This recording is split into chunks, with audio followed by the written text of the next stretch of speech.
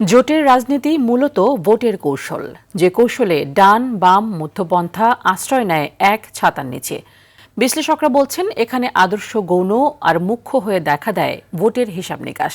তবে এর ফলে কখনো কখনো ভোটাররা দ্বিধাগ্রস্ত হয়ে পড়েন বলে মত তাদের। আরও জানাচ্ছেন খান আলামিন। 4 গুণ শক্তিশালী এনজাইম ও অধিক ফেনা সমৃদ্ধ অরিক সিলভার ওয়াশ মাত্র 70 টাকায়। জোটের রাজনীতি মানেই ক্ষমতার অঙ্ক। জোটের রাজনীতির ইতিহাস এদেশে বেশ পুরনো। জাতীয় নির্বাচন এলেই ভোটের ছক কষতে গিয়ে শুরু হয় জোটের খেলা। এবারও তার ব্যতিক্রম নয়। রাজনৈতিক দলগুলো এখন প্রধানত দুটি শক্তিশালী মেরুতে বিভক্ত। একদিকে দীর্ঘদিনের মাঠের আন্দোলনের সঙ্গী বিএনপি জোট, অন্যদিকে জামাত জোট। আওয়ামী লীগের অনুপস্থিতিতে এবারের নির্বাচন কার্যত এই দুই বৃহৎ জোটের শক্তি পরীক্ষার লড়াইয়ে পরিণত হয়েছে।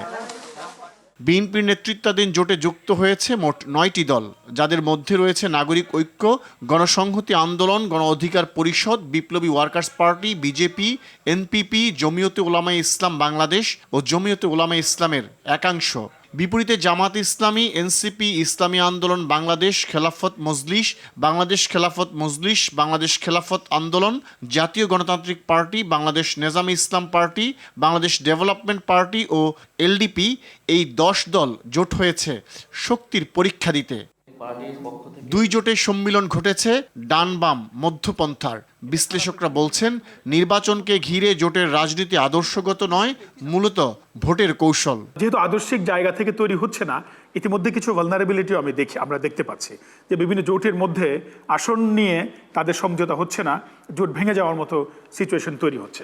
যেহেতু আদর্শিক কোনো জোট নাই, এটি একেবারেই কৌশলগত নির্বাচনকে সামনে রেখে, ফলে এই জোটের রাজনীতিরও একটা চ্যালেঞ্জ তৈরি হচ্ছে। এটা শুধুমাত্র নির্বাচনে জয় হওয়ার জন্য জোট, যাতে করে তারা তাদের দল ভারী করে বেশি আসনে জিতে তারা সরকার গঠন করতে পারে। একটাই উদ্দেশ্য, অন্য কোনো উদ্দেশ্য নাই। আদর্শগত দ্বন্দ্বের কারণে অনেক ভোটারই দ্বিধাগ্রস্ত হতে পারেন বলে অভিমত তাদের। জনগণ তাদের যে পার্টিসিপেশন, তারা কাকে ভোট দেবে এবং তারা কোন আদর্শ ফলো করে, ফলে এই জায়গার এখানে একটা কনফ্লিক্ট আছে। মানুষ আসলে কি দেখে ভোটটা দেবে? আদর্শ দেখে ভোট দেবে, নাকি রাজনৈতিক কৌশল দেখে ভোট দেবে, নাকি নির্বাচনী কৌশল দেখে ভোট দেবে? ফলে এটা জনগণের জন্য একটা চ্যালেঞ্জ হয়ে যায়। কিভাবে জোটগুলো হলো, কাদের মধ্যে হলো, এই বিশ্লেষণ যারা অ্যাটলিস্ট যারা শিক্ষিত ভোটার, তারা এটা বিশ্লেষণ করে দেবে। হয়তো যারা কম শিক্ষিত, যারা এগুলো বোঝে না, তাদের ব্যাপারটা আলাদা, তারা হয়তো প্রতীক দেখে নির্বাচনে ভোট দেয়। কিন্তু আমার ধারণা যে শিক্ষিত মানুষের একটা বড় অংশ এগুলো বিশ্লেষণ করে ভোট দেবে। সময় এখনো শেষ হয়নি। এখনো জোটে নতুন কেউ যুক্ত হওয়া কিংবা জোট থেকে বের হওয়ার সম্ভাবনা বিরাজমান বলে মনে করেন বিশ্লেষকরা। ডেমোক্রেসি জায়গাতে জোট করা কোনো অসুবিধা নাই। খান আলামিন, RTV, ঢাকা।